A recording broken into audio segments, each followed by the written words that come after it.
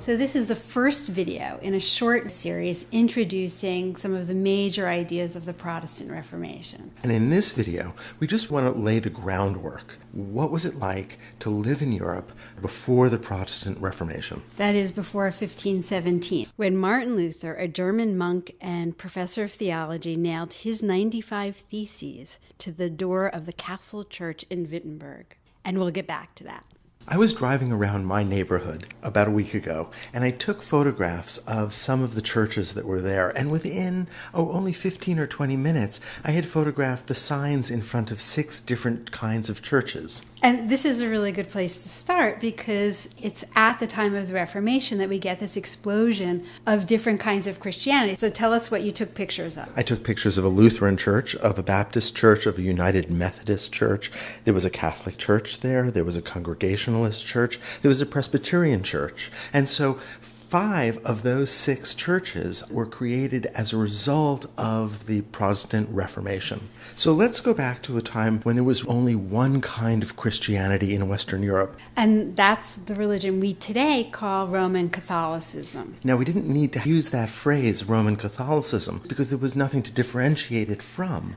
The term Catholic really means universal, and so that makes the point that this was the universal church. Or that was their ambition, to be the universal church. And we use the term Roman Catholic because the head of the church is in Rome, and that's the Pope. And that man was enormously important because he would lead the way to salvation, to heaven, according to the Catholic tradition. That is, one found one's way to salvation, which was tremendously important because the alternative was hell. And it's important to remember, I think, that back then the concern for most people was salvation, was how to get to heaven, and the path was one path. It was through the teachings of the church, through the sacraments. In a way, it was a simpler time to live because you had one choice. You didn't have to say, what religion should I be? Except for those very few people in Europe, for instance, very few Jews and even fewer Muslims. So the church really infused everybody's life. It was the vehicle to salvation. And just for the average person in a small town,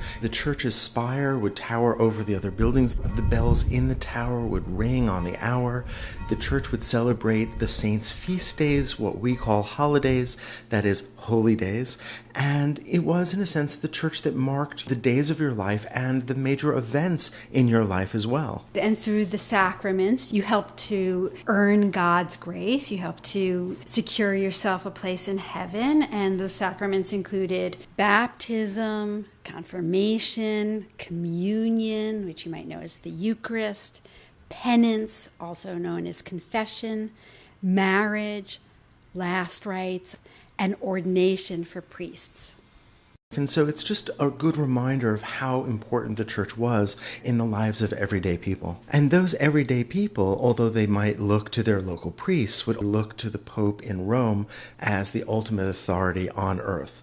And the Pope at this point, in 1517, was Pope Leo X. So Pope Leo X was intent on rebuilding the Church of St. Peter's. And the plans for St. Peter's were very ambitious. In fact, Pope Julius II, who commissioned the rebuilding of St. Peter's, the Pope before Leo X, said he wanted to create the most grandiose church in all of Christendom. And they did. The church itself, St. Peter's Basilica, was tremendously important to the authority of the Pope. By tradition, St. Peter is buried under that church, and St. Peter was charged by Christ himself to lead the church, and so St. Peter is understood to be the first Pope. And so every succeeding Pope is taking on the job of St. Peter from Christ himself. And so the very authority of this office is vested in this building. The problem is the building was really expensive to construct, and the question was, where were they going to get the money? Well, there was a pretty common way to get money, and that was selling indulgences. Now, an indulgence was a piece of paper that made it possible for you to get to heaven more quickly. Most people, when they died, you had throughout your life confessed your sins, you had atoned for your sins, but there would probably be something that you hadn't quite atoned for. And so for most people, you wouldn't go straight to heaven. You would go go instead to this place in between, a kind of way station before you got to heaven, a place called purgatory. And it was indulgences that brought you time off from purgatory. So this is a little tricky because indulgences were actually a very old tradition where if you did a good work, you could in fact receive an indulgence. That is a kind of certificate that would speed your soul out of purgatory to heaven. Even in certain extraordinary cases, it might allow you to circumvent purgatory entirely and go directly to heaven. The problems began not so much in the actual indulgences, but in the perception of the selling of indulgences. And here's what happened. Leo X granted indulgences to his representatives to raise money for the building of St. Peter's. But this was misunderstood to mean that one could simply pay money and then gain access to heaven directly. But keep in mind that money was for the rebuilding of St. Peter's. And so you were doing a good work. And according to the Catholic Church, doing a good work is one of the ways you can assist in the process of gaining yourself a place in heaven. And it does make sense that even a monetary donation to doing good Christian work would be itself a kind of holy act. But it did come to be seen as a money exchange for getting to heaven. And the one example that really got under Martin Luther's craw, so to speak, was a man named Tetzel, who was selling indulgences not far from Wittenberg, where Luther was professor of theology. Tetzel said, "As soon as the coin in the coffer rings, the soul from purgatory springs." So you can see right there, money is going in and a soul is going up to heaven. It sounds so crass, and you're absolutely right.